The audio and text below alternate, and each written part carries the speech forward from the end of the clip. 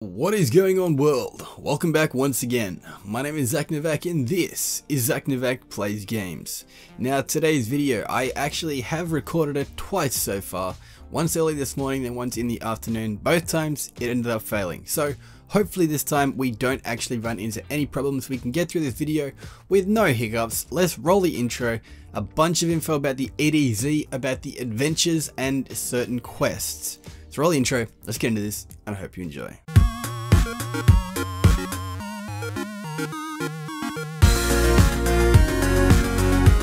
Alrighty, so getting straight into today's video. Now, starting things out, we have a video that should be running in the background that is actually the, what's it called? The, I guess, exploration, the first look at adventures, if you will, in the new area of the EDZ. I certainly think it is hype and holy jeez, I cannot actually contain myself. Seriously, this is freaking cool.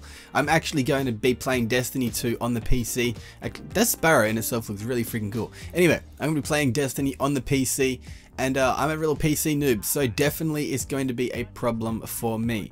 But in the background you guys are seeing, yeah, some video. It does go for I think about 12 minutes, so most likely I'll be babbling for 12 minutes, giving you guys my actual, I don't know, ideas that I think should be in Destiny 2, potentially some things that could be coming in Destiny 2, things that I don't really like about Destiny 2, and a quick breakdown and rundown of both adventures and the lost sector loot type things, which is pretty freaking cool, as well as something you'll see end up coming up in this video, which is like a corrupted spike type thing that I think is a different form of corruption, like the Taken type style of things, except this is like to the next level. It's like the Traveler's Shard, except there's a different form of light or energy. It's kind of weird. You'll see it eventually in the video, and I'll most likely end up pausing myself from talking so you can listen to it in the background. But starting things off, there is an actual article on Polygon's website where they state Destiny 2 offers way more and way more varied open world activities than its predecessor.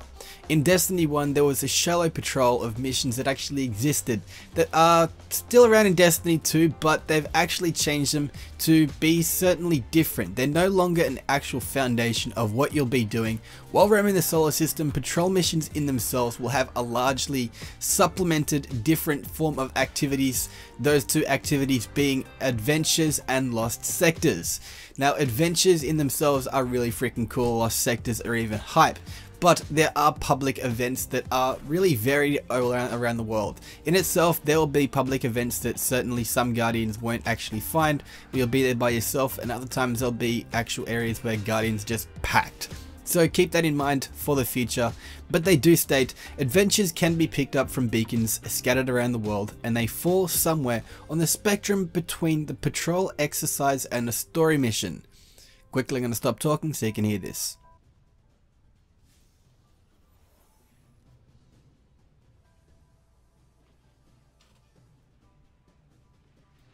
There's still some kind of energy in this shard, but different from what we use.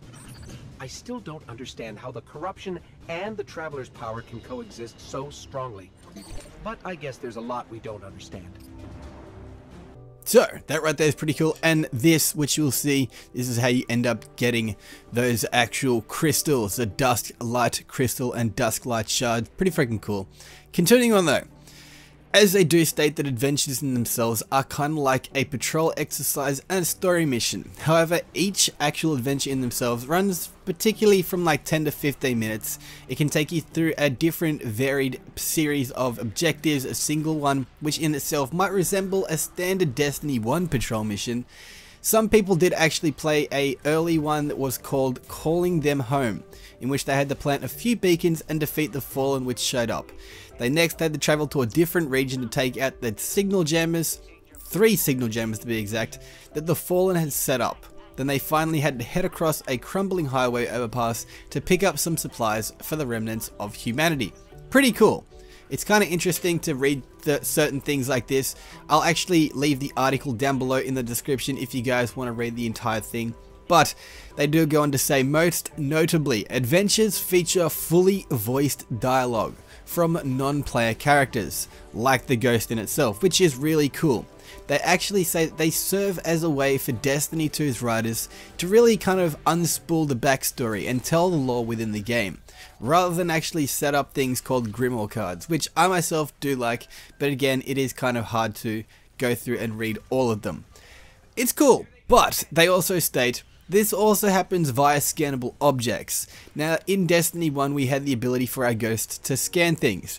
Now, where you actually have the Ghost scan an item in the game world, it'll actually reveal some information about it, unlike it did before. But unlike certain campaign missions, these side missions in themselves of adventures don't actually have any loading screens, and they take place within the world of itself, just like patrols. Pretty freaking cool. I do have to say that. My TV's just gone dark. There we go. It's come back. But I'm really hyped. I'm definitely one of these people who, I don't know, I get overexcited for certain things, especially when it is one of those things where maybe it might not turn out to be as hype as you think.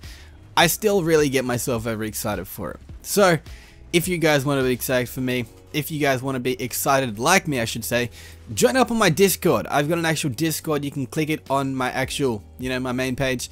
Click that, join the Discord, do all that good stuff. Join the clan if you want, the Novakians. We need more people. Not saying that we have to have more people, but it would be very nice to have some more people to play with. And that's cool in itself. I don't really play with very many people from the clan because I haven't been on Destiny as much as I was a year ago because, certain things are dying out. Zor should be actually coming in about half an hour, so that is pretty freaking cool. Continuing on though, Lost Sectors in themselves. They build on the design of the Destiny's Taken King Dreadnought. Now, there was actually originally a series of first destinations that in itself felt like it was full of secrets to discover and investigate. Certain caves you'd go into, certain actual loot chests that you'd find, say you need a worm rune or you need this kind of rune.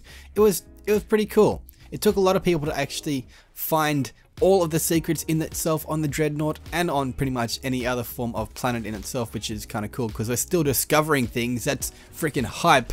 But they do actually state that... Alrighty, so my recording actually just messed up, sorry about that, though they do state that the locations are hidden all over the different realms of Destiny 2. There is recognizable pieces of graffiti in the world that look like prehistoric cave paintings on different tunnels. You actually have to find the entrance. It's not usually that really hard to find. Once you find it though, you head in, kill a bunch of aliens and make your way towards the end. Once taking down the mini boss in itself, the final room unlocks and gives you a loot chest. It is actually possible to repeat certain lost sectors and get loot each time though. So that was kind of disappointing, they do state, but I myself think that is pretty freaking cool. We can kind of go through and farm certain things, potentially. But in itself, calling them dungeons is a bit of a stretch. They aren't actually that big, and none of the ones that they do state they played were really any more difficult than shooting all the enemies until they were dead. So it's kind of like going in, shooting bullet sponge enemies and just, making your way to the end. They do say that it is actually possible to get a more interesting and more difficult version of itself later in the game, but since all these people are playing on really the beta and the first destination of itself, they aren't really that like higher level enemies, which is kind of cool and understandable because Destiny 2 really shouldn't have question mark shield guys around you at all times. But they say thankfully in itself there was certain things that got challenging and did actually get through a form of excitement with itself in Destiny 2. Certain public events, which are actually probably some people's favorite things to do within anything on Destiny. I myself, not so much. I kind of like to go through and just do strikes because strikes are really freaking fun. But lost sectors and adventures now are just more things that are going to be really freaking hype. I'm hyped for it. Hopefully you guys are.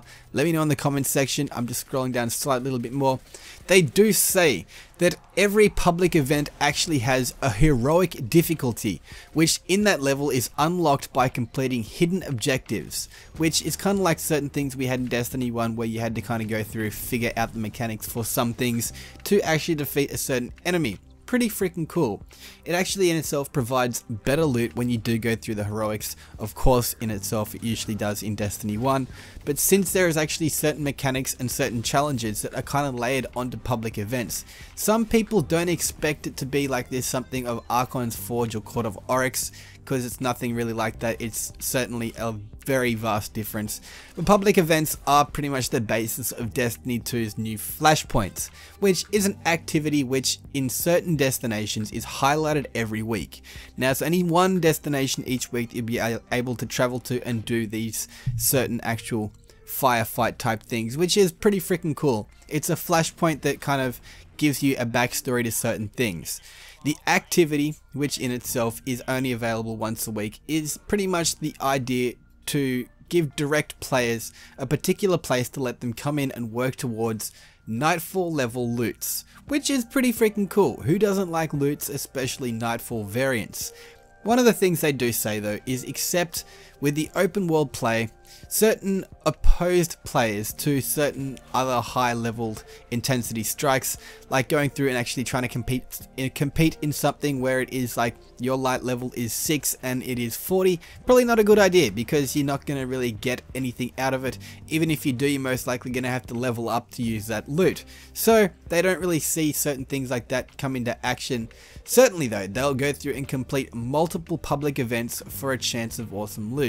I myself included, I will definitely do stuff like that, because who cares about whatever you're doing? It's freaking loot, and that's really just hype and crazy. And yeah, so Destiny 2 is, seriously, it is close. It is the 25th.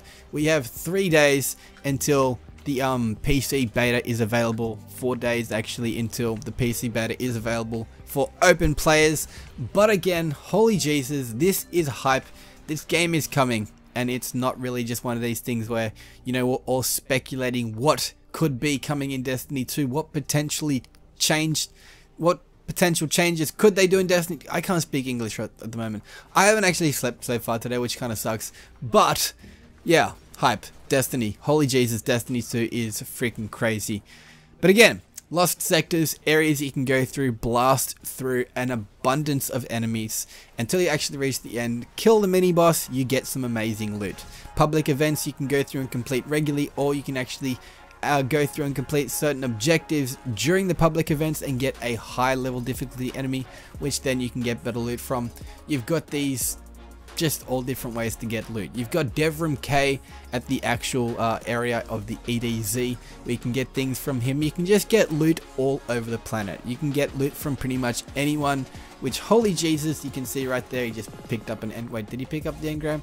Can you pick up engram's weight? Yeah, he did. Okay, no, he didn't. You can't pick up engram's weight on a sparrow or on a thingo.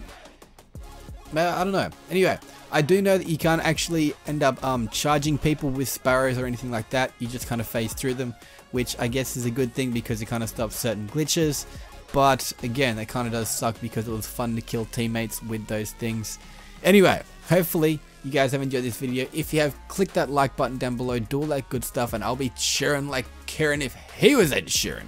Let's just switch back to the vlog screen because it's always fun. I've also got the camera over there set up, which I don't know if it will work. Let's see. Well, there we go. Cool. What is going on, world? Sweet, that works. We don't actually have the Xbox or anything on, however, which kind of sucks. But I'm hype. This is freaking cool. Destiny 2 is just days away. It's cool. Hopefully you guys once again have enjoyed this video. Do that good stuff and be sharing like Karen if he was Ed Sheeran. But until next time, this is Zach Novak signing off. Peace out.